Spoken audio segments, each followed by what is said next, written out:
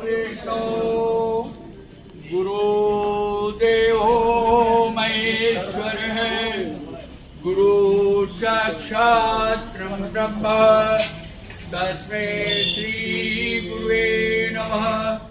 या देवी सर्वभूतेषु मातृरूपेण संस्थितः नमस्तस्यै नमस्तस्यै नमस्तस्यै नमो नमः।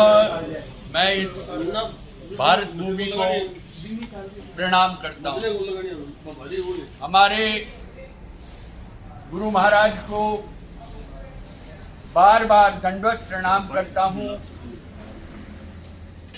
और हमारे माता पिता को जिन्होंने हमें शरीर दिया उसको मैं प्रणाम करता हूँ। आज पूरे संसार में आदि काल से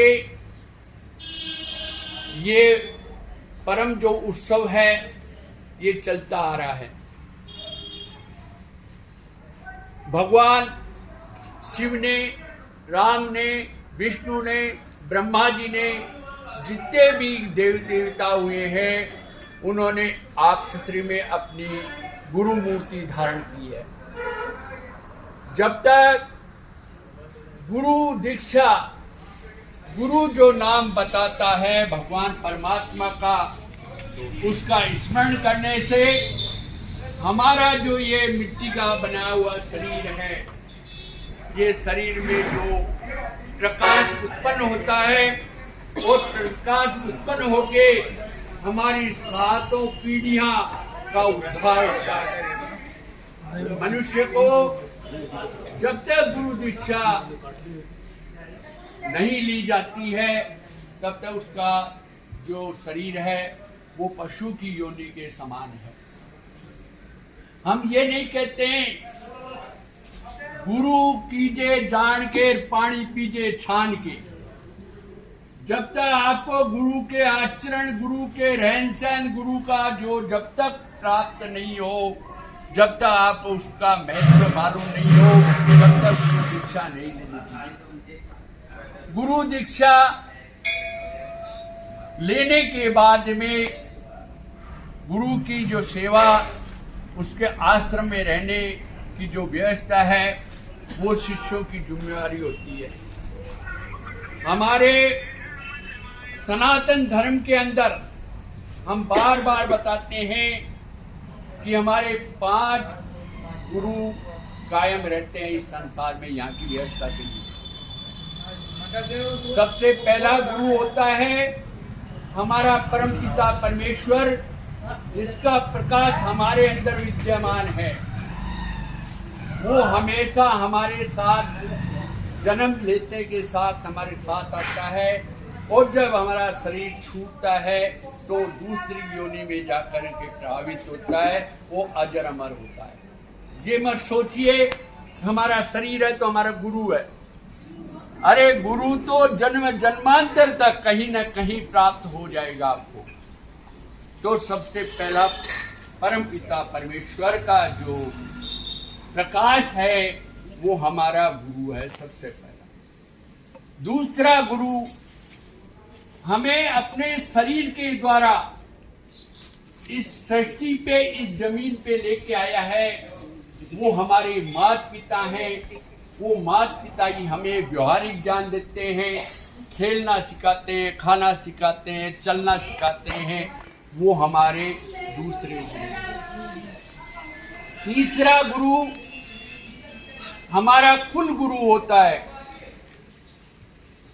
वो पूजा पाठ करवाता था, अपने यजमान की हमेशा कामना करता था कि हमारा जो यजमान का घर फले फूले और आनंद रहे। वो कुल गुरु होता था जो पूजा करवा करके फेरे करवाता था, बच्चा होता था जलवा करवाता था। लेकिन वो कुल गुरु की जो परंपरा है वो खत्म हो चुकी, क्योंकि लोग बाग पूजा करना, पाठ करना बंद कर दिए और उन्होंने उच्च शिक्षा नहीं ली। इसलिए वो गुरु की जो परंपरा थी वो अभी धीरे धीरे धीरे धीरे नष्ट हो गए। चौथा गुरु होता है वो हमारा कर्म गुरु होता है। इस संसार में आकर के वो हमें गाड़ी चलाना, इंजीनियरिंग बनाना, डॉक्टर बनाना, मकान बनवाना, ये सब जो भी हम काम करते हैं वो हमारा कर्म गुरु होता है। पांचवा गुरु जो होता है वो उस परम पिता परमेश्वर का नाम बता करके आपको और उसके मार्ग पे चला करके, और लोहा को भी पारस के पास जाने से सोना बन जाता है। इसलिए गुरु के पास जाने से आपके अवगुण दूर हो जाते हैं, आपके घर में सुख शांति समृद्धि आती है। हम हमेशा जो हम पूजा करते हैं, जप करते हैं, तप करते हैं, उसका कुछ अंश आप लोगों को सेवा के द्वारा या दर्शन मात्र से आपको प्राप्त होता है। कभी भी गुरु को हाड़ मास चमड़े का पुतला मत समझिए, ये व्यर्थ है। ये हाड़ मास चमड़े का पुतला तो आपके पास नहीं है। गुरु को हमेशा परमात्मा का स्वरूप, क्योंकि आत्मा को ज्ञान देती है, ये शरीर ज्ञान नहीं देता है। उनके अंदर की आत्मा जो है वो प्रफुल्लित होती है तो आप लोगों को आशीर्वाद प्राप्त होता है, आत्मा गदगद होती है तो आपके उद्धार के लिए वो भगवान से 10 बार प्रार्थना करता है। गुरु लोभी गुरु लालची चेला, नरक में दोनों का ठेलम ठेला। लोभी गुरु हो और लालची चेला हो, वो इस नरक में घूमते रहते हैं, उनका उद्धार नहीं होता है। आप सबको हम ये कहते हैं कि परिवार में रहते हुए अपने परिवार को भगवान का स्वरूप मानते हुए उनकी सेवा शुश्रूषा करें, भगवान की सेवा शुश्रूषा करें। दया की भावना दिल में रख करके, दया धर्म का मूल है, पाप मूल अभिमान, तुलसी दया न छोड़िए तब लग कटवे प्राण। आपके अंदर अगर दया नहीं है, आप चाहे कितनी पूजा करें, कितना ही पाठ करें, कितना ही दान करें, कुछ भी करें, ये नहीं कि एक जेवड़ा निकालना है कि हमने गुरु बना लिया बस हम स्वतंत्र हो गए। नहीं, जब तक आप उस गुरु की दीक्षा दिया हुआ मंत्र को अपने परिवार को, अपने संबंधियों को, अपने मित्रों को, जब तक आप भगवान का प्रचार और धर्म का प्रचार करके उनको आगे नहीं बढ़ाएंगे तो व्यर्थ है। आप बताइए, ये जीवन व्यर्थ है।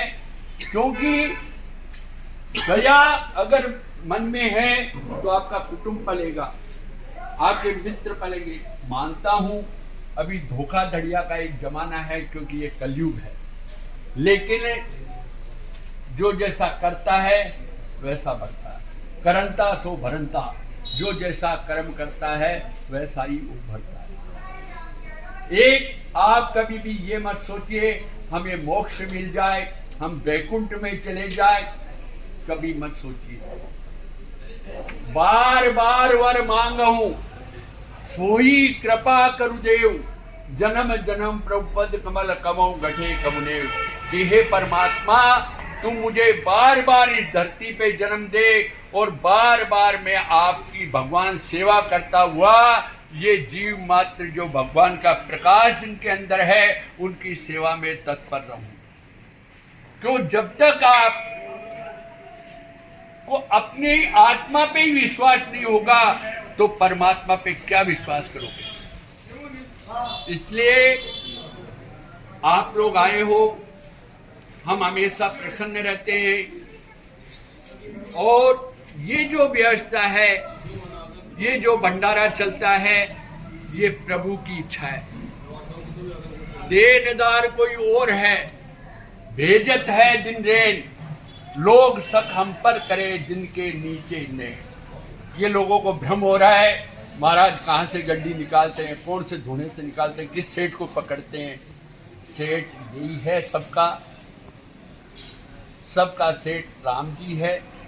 हमारा तो कर्तव्य है, हमारा कर्म है परिवार को पालना, परिवार की रक्षा करना, मित्रों की रक्षा करना, कुटुंब कबीले की रक्षा करना, जीव मात्र की रक्षा करना और गौ माता की रक्षा करना। ये मत सोचिए कि लोग गुरु जी को लाख रुपए दे रहे हैं या वो कर रहे हैं, देखा देखी कभी मत करना। तेते पांव पसारिए जेते लागी सो, उतने ही पैर पसारिए जितने आप लोगों की क्षमता है। हम तो खाली ये आपके प्रेम के विवश बंधे हुए हैं और प्रेम के विवश बंद करके हमारा जो है ये शरीर आप लोगों के लिए यहाँ, आप कहाँ के रहने वाले थे, हम कहाँ के रहने वाले थे, जन्म जन्मांतर बदला, हमने यहाँ आकर के जन्म लिया, कहाँ और कहाँ आकर के आप लोगों को परमात्मा की जो दीक्षा लेने के लिए यहाँ पर पधारे।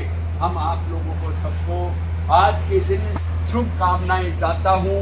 आपके परिवार में मंगलमय काम हो, सब संपन्न रहे और समय समय पे आप आते रहे।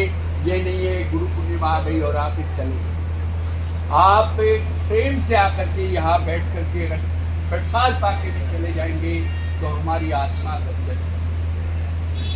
आप लोग एक काम और करिएगा, वो बच्ची बैठी है उसको एड्रेस और मोबाइल जरूर लिखा के जाइएगा, क्योंकि